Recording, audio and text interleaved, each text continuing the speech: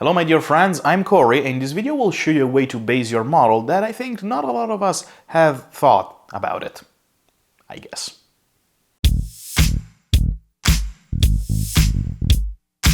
A little while ago I made a video in which I show you how to base your model using sand and gravels or texture paints and all of the pros and cons of using these two materials. You can find a link to the video here on the top right corner or down in the description. I will leave the link down if you want to watch it. And I thought that maybe I found a third way to base your model. My dear friends, let me present you 3D wallpaper. So me and my partner wanted to renovate a wall of our house and we were looking through different type of wallpaper. And I found this 3D wallpaper that is simulating a brick wall. It is a very soft, bendable material. You can cut it with scissors or with a hobby knife. And by looking at it horizontally, I realized that the texture of these fake bricks may very well resemble a kind of a terrain for our miniatures. So in this video I will try and use this 3D wallpaper as a way to base our model without having to use sand, glue or spreading texture paint like peanut butter onto our bases, and see if it works better or it might be just a very bad idea. I don't know, we will see. So let's go on the hobby table and let's see if this 3D wallpaper could work as a basing material for our miniatures. So the first thing that I need to do is to choose the part of the tile I think it could work better as a terrain. As I said at the beginning of the video, these wallpaper tiles are very soft and you can cut them with a pair of scissors or a cutter. I'll cut a small part of the tile so that it will fit in a 32mm round base. I would use the base to trace the shape with a pencil, but fortunately I have these round cutters from Green Stuff World. These were created to cut green stuff, but they will work fine in this case as well.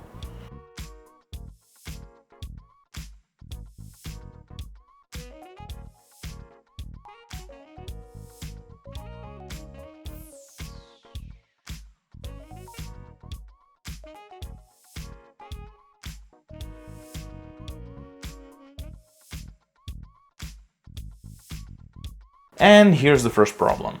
Unfortunately, these tiles are too much thick, and if applied on the base and then painted, you could still see the foam underneath the texture on the sides. So I decided to cut away as much foam as possible from it with my hobby knife, being very careful not to cut myself. You could still see a little bit of foam, but I might have a solution. After trimming the edges, I glued the wallpaper piece on the base. Then, by using some texture paint, I'm hiding the edges of the wallpaper to blend it better and make it look more realistic.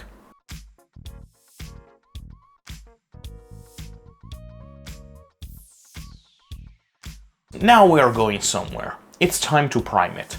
Since I don't have a brown primer, I decided to prime the base with white. I'm priming it in order to create a nice surface for the paint to adhere, since this wallpaper is very glossy and I don't think the paint would stick to it very well. For painting the base, I'm going to use a cheap acrylic paint that I've bought in a DIY store. It's kind of a waste to use our expensive miniature paints for this purpose.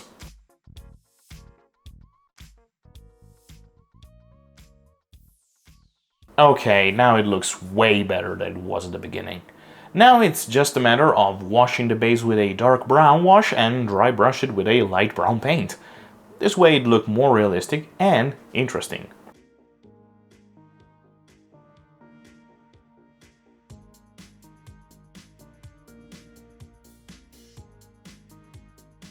I've also painted the rim of the base in black. I've seen many hobbyists painting the rims of the base with the same color that they use to paint the base, like Games Workshop does, but in all honesty, I'm not a fan of it. I prefer to create a sort of separation between the miniatures and the playing mat in which I place them. Now let's see how it looks with a model glued onto it. For the occasion, I've quickly painted this goblin referee for Blood Bowl. Let's see how it looks. Well, very good, but maybe it will look better with some static grass on it.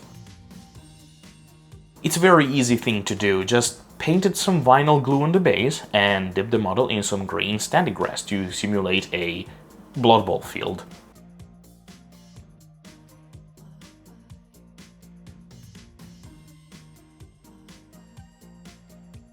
And this is the finished model on top of its new base.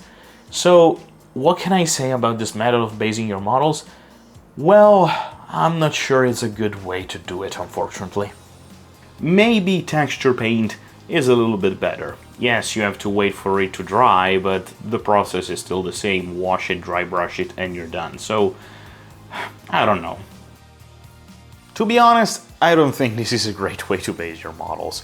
Well, it is certainly quicker.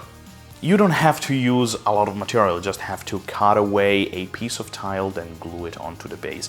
Problem is that since these tiles are a little bit thick with foam, you will have to cover the foam part by using some texture paint like I did, even though I don't think that's a great idea. Maybe use some filler paste, wall filler paste, or green stuff, and that might also work very well. In either case, it is not as quick as I thought it would be, like cutting away a piece of it and then stick it onto a base and you're done. You just have to prime and paint.